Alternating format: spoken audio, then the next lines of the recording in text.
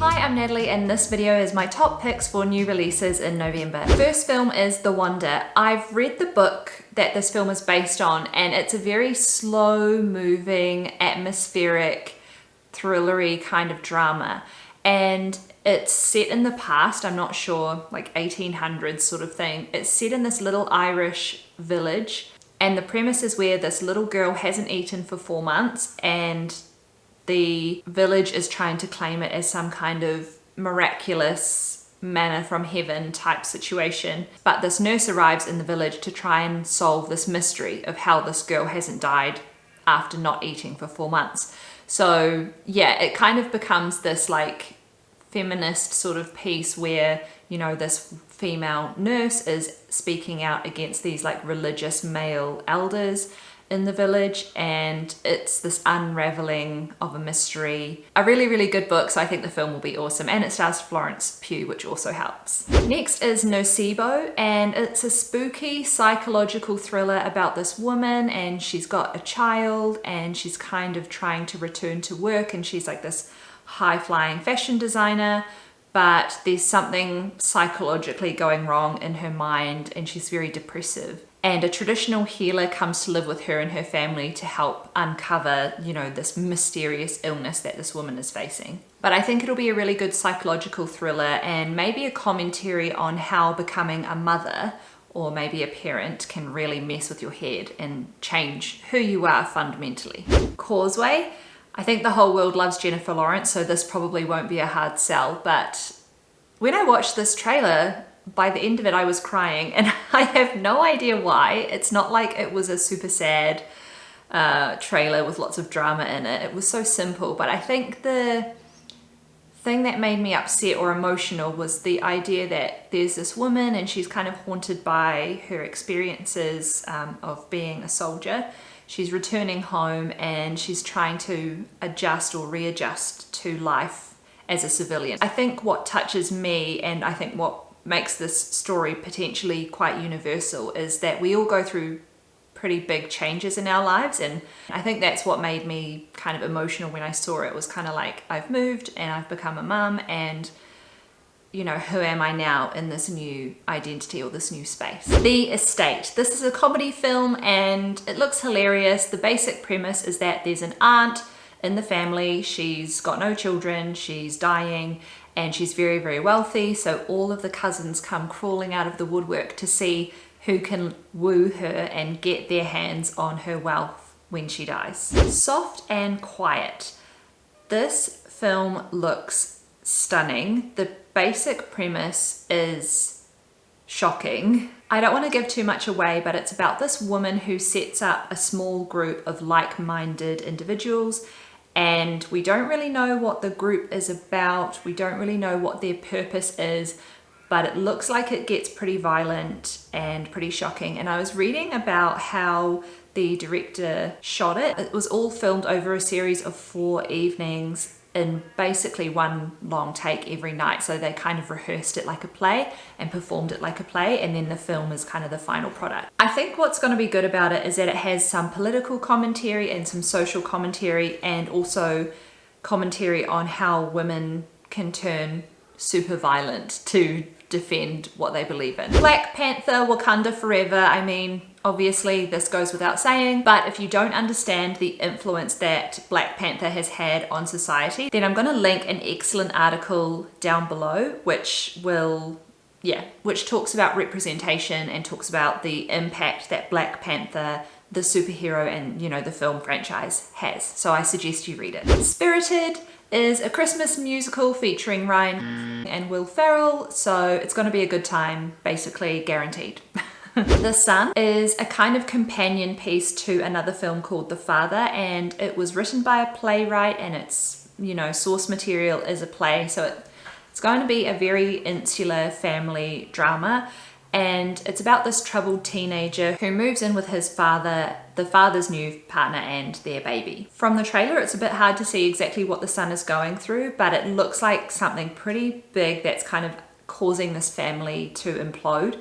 And there's this one part in the trailer where Hugh Jackman, who plays the father, screams at the son, "I have the right to reinvent my life! It is my life!" And I felt that so hard. As a parent, it feels impossible to change for fear of your child feeling like they've been rejected or, you know, hurting your child. But at the same time, you know, as a parent, you are not just a parent, you are your own person, and you have the right to reinvent your life, to change things, to make decisions that are going to best benefit you. Yeah, your life is yours, but somehow it belongs to your child also, and I think that's a really interesting tension that I'm learning more about as a parent, that I think this film will hopefully uncover. She Said is a film about the investigative journalist that broke the Harvey Weinstein story at the New York Times. I love Carey Mulligan and Zoe Kazan, so I can't wait to see them acting in a film together. I think it's going to be great. I really loved Spotlight, which is another film about journalistic procedure that kind of uncovered a major story. So I think this is going to be a really brilliant film. Obviously, the allegations themselves had a massive impact on society, and while Me Too may have died down somewhat, I still think the movement is helping to empower women against violence. So, well worth a watch. Disenchanted. I cannot wait for this film, obviously. I think it's going to be brilliant. I can't wait to see how the story has changed from the first film and what kind of empowering messages for young girls they include in this one. So, yeah. Obviously, can't wait. The Menu. I think this film is probably one of my favorites on the list because it's a satire of like high-end cuisine culture. I would say that my family loves high-end fine dining experiences. So I think it'll be really interesting to see how this plays out, but it's kind of a horror film, and these diners go to this exclusive place to have this amazing culinary experience, and it turns into like this horror show. I think it looks great. I can't wait to see it. Bones and All. And it's about a young woman who discovers that she is a cannibal, kind of in the way like a vampire might be. So she needs to eat humans in order to like feel satiated and to survive somewhat. And it's this moral dilemma of like, she doesn't want to eat people, but she kind of has to in order to like function properly. And she falls in love with this other cannibal played by Timothée Chalamet, and she meets these other cannibals who are like rednecks and look really creepy and gross. And yeah, it just looks like a really interesting unpacking of like, you know, young love and first love and like that coming of age story set against the backdrop of cannibalism.